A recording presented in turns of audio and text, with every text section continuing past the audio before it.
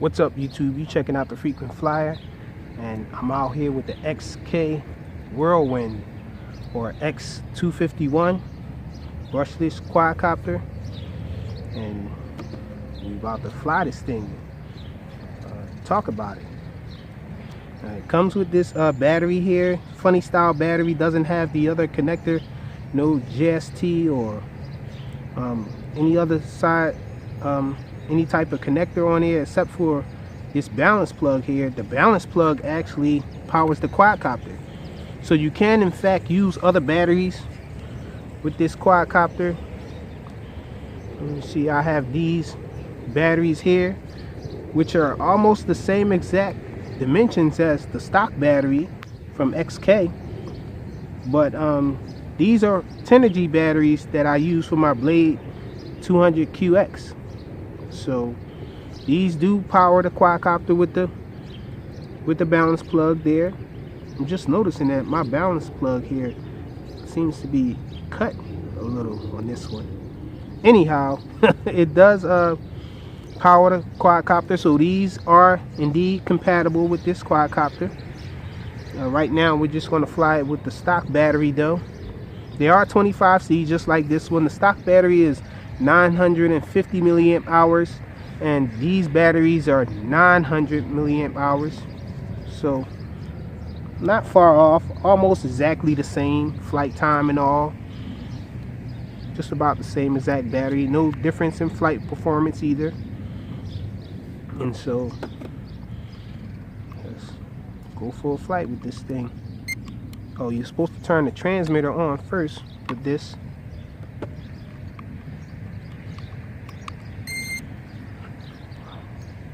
Okay, we got the quad on now. You can see the green light in the rear of it. Lets you know that you're in the 6-axis mode, the stabilized mode.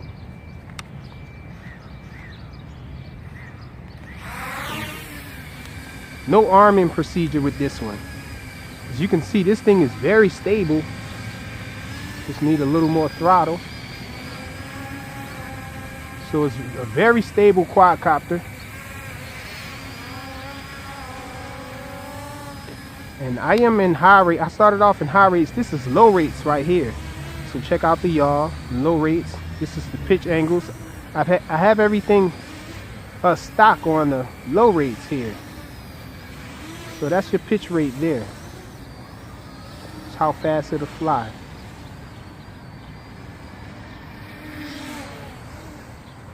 So you can pick up some speed. Now we're going to switch it to high rates. Okay. It is due rates. We're on the highest rate and I have everything dialed up to 125. So this is the highest pitch you're going to get with this.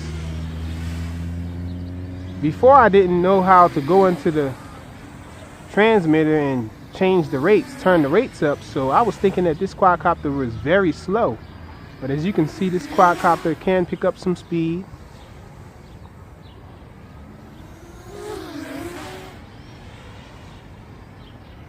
So you can see this thing does move.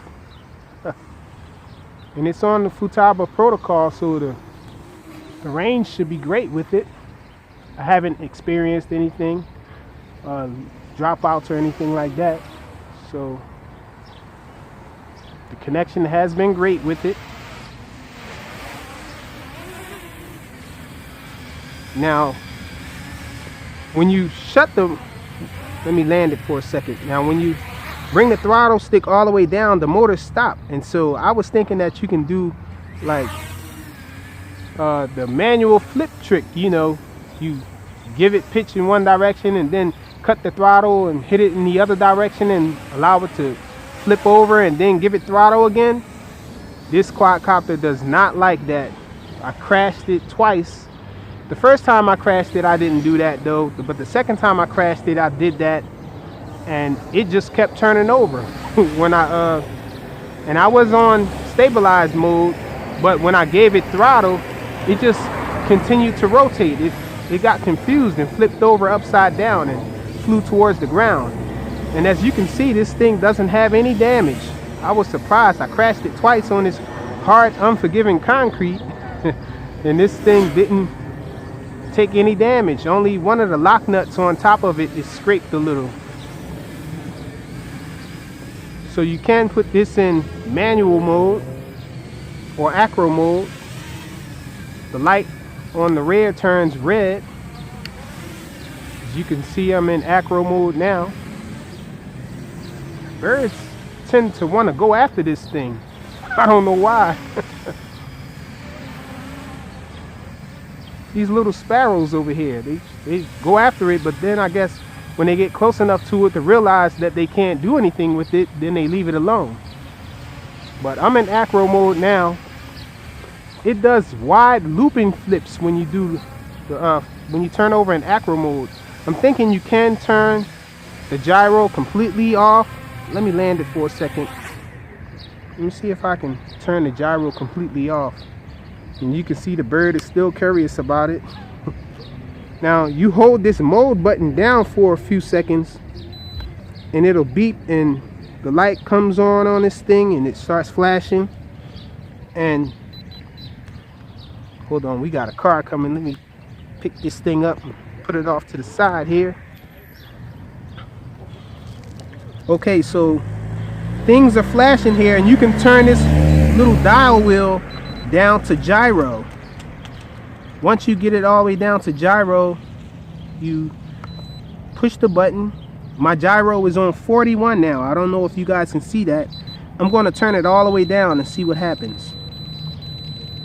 I put it to 0. And then we're going to go back. Let me check and see if it, okay, it still has the stabilized mode too. So we're going to take off again. We are in acro mode. I don't know if this will allow you to flip over faster or whatnot, but we're going to see. I'm out here on the concrete with it because this thing is pretty durable, seems to be anyway. After them 2 crashes, I have confidence in it. But let's see, I'm in stabilized mode now. Back in acro mode. Let's try some flips. As you can see that, it still does wide looping flips. So you have to have some height to do flips with this thing. Or you can switch it back to stabilized mode, but I don't trust that either, because last night I was flipping it in acro and I switched it back to stabilized mode, and it seemed like the accelerometer got confused still, and it turned over and flew into the ground. So I don't think that that's a good that's a safety feature or a good save for you.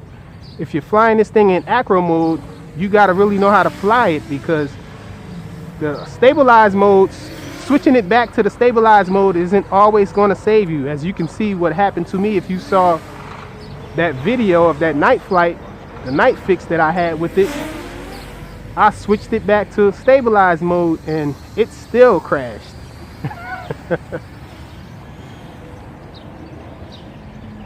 So, but let's go back to acro mode. I'm gonna take it up a little higher.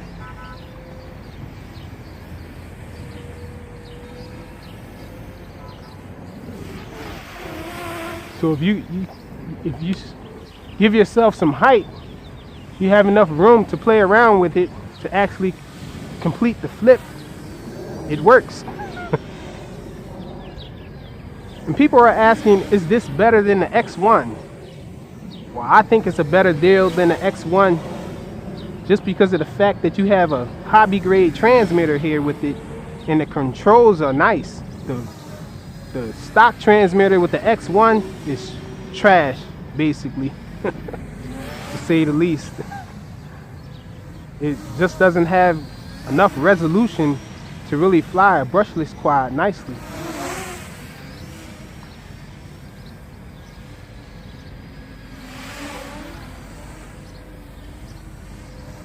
And as far as flight characteristics, this does have an advantage of being able to fly in acro mode, but the X1, I think it has better flight characteristics. In other words, the Yaw rate is faster, the pitch is deeper, so it does nicer, tighter funnels. It flies faster, the motors are bigger, has more torque.